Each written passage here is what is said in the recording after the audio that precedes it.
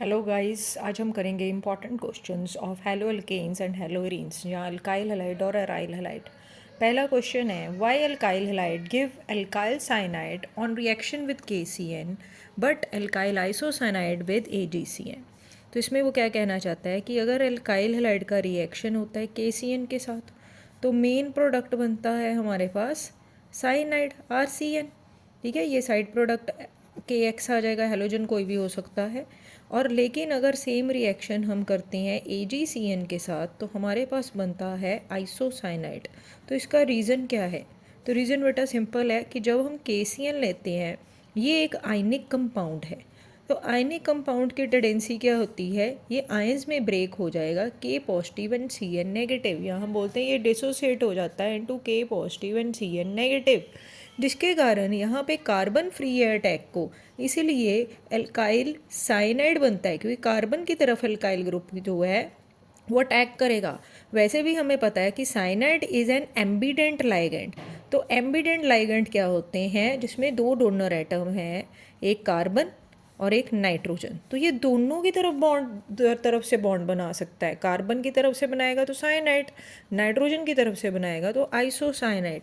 अगर AgCN लें तो ये एक कोवलेंट कंपाउंड है जो कि आयंस में डिसोसिएट नहीं होगा, इसलिए कार्बन फ्री नहीं है अटैक के लिए, अटैक सिर्फ नाइट्रोजन की तरफ से होगा, इसलिए हमें मिलता है आइसोसाइनाइड। ये देखिए, इसमें पूछा गया है alkyl halide on reaction with KNO2 या NaNO2 भी ले सकते हैं तो प्रोडक्ट बनता है नाइट्राइट। मेजर प्रोडक्ट नाइट्राइट है, जबकि AgNO2 के साथ बेटा मेजर प्रोडक्ट आता है नाइट्रो एल्केन। तो इसको रिएक्शन के तौर पे समझते हैं। अगर मैंने लिया CH3Cl और इसका रिएक्शन किया KNO2 के साथ तो मेरे पास बनेगा मिथाइल नाइट्राइट।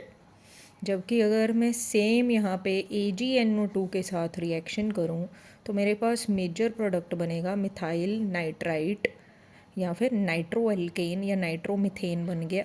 ठीक है, अब ऐसा क्यों है? तो इसमें भी NO2 एक एम्बिडेंट लाइगेंट है, वो N की तरफ से भी बॉन्ड बना सकता है या वो O की तरफ से भी बॉन्ड बना सकता है। जब KNO2 की बारी आई तो again it is an ionic compound और ये K पॉजिटिव और NO2 नेगेटिव में टूट जाता है, या हम इसको बोल देंगे ONO नेगेटिव में टूटता है। ऑक्सीजन फ्री है, ऑक्सीजन के पास लोन पेयर है तो अटैक ऑक्सीजन की तरफ से होता है, हमारे पास नाइट्राइट प्रोडक्ट बनेगा। जबकि AgNO2 एक कोवलेंट कंपाउंड है। ठीक है जी, इसने टूटना ही नहीं है। अब बॉन्ड कहाँ से बने? अब कहता है इसमें ट्विस्ट ये है कि नाइट्रोजन के ऊपर भी लोन पेयर है, ऑक्सीजन के ऊपर भी लोन पेयर है, लेकिन अब देगा कौन? कौन ज़्यादा कंजूस नहीं है? तो दोनों ही कहता है इलेक्ट्रोनेगेटिव है, लेकिन नाइट्रोजन इज़ लेस इलेक्ट्रोनेगेटिव, मतलब इसकी ज़्यादा भूख नहीं है, ये अपने इलेक्ट्रॉन्स देने को तैयार है, खुद के पास रखने को इच्छुक इतना नहीं है। जबकि ऑक्सीजन ज़्यादा इलेक्ट्रोनेगेटिव है, वो अपने इलेक्ट्रॉन अपने पास खींच कर रखेगा। तो अटैक कहाँ से होगा? नाइट्रोजन की तरफ से, और प्रोडक्ट बनता है हमारे पास नाइट्रो एल्केन। होंगे आपको डीहाइड्रो हेलोजिनेशन, या हम बोलेंगे इसको बीटा एलिमिनेशन। तो इसमें अगर सिंपल हम अल्काइल हैलाइड लें और उसमें अल्कोलिक KOH डालें, यानी अल्कोलिक मीडियम में KOH है, तो इसमें कहता है हमारे पास बनती है एल्कीन। एल्कीन बेटा ये होती है अल्फ़ा कार्बन जिस पर ये ग्रुप है, यहाँ से क्लोरीन बाहर निकलेगा और यहाँ से एक बीटा पोजीशन है साथ वाली, नंबर 2 वाली, यहाँ से हाइड्रोजन बाहर जाएगा। ठीक है जी, तो हमारे पास बीटा एलिमिनेशन के कारण यहाँ पे क्या बन रहा है? एल्कीन। यही रिएक्शन अगर हम, ये तो डीहाइड्रोहेलोजिनेशन हो गई, अगर यही रिएक्शन हम अगर करें with aqueous KOH, aqueous medium में KOH है, then we will get alcohol. ठीक है जी, अब यहाँ पे एलिमिनेशन, जो बीटा एलिमिनेशन है ये सेपरेट रिएक्शन है। बीटा एलिमिनेशन में एक और हमारे पास यहाँ रूल अप्लाई हो सकता है जिसे हम बोलते हैं सेटजेफ रूल। ठीक है जी, जिसे हम बोलते हैं सेटजेफ रूल। तो अगर कहता है मेरे पास अनसिमेट्रिकल एल्कीन है और अगर मैं इसमें डाल दूँ एल्कोलिक KOH तो ये अल्फ़ा कार्बन है। अब बीटा ये भी हो सकती है नंबर 2, इधर से नंबर 2 ये भी है, ये भी नंबर 2 है, बीटा डैश भी हो सकती है। तो एलिमिनेशन कहता है बीटा से भी हो सकती है और एल्कोहलिक KOH के साथ बीटा डैश से भी हो सकती है।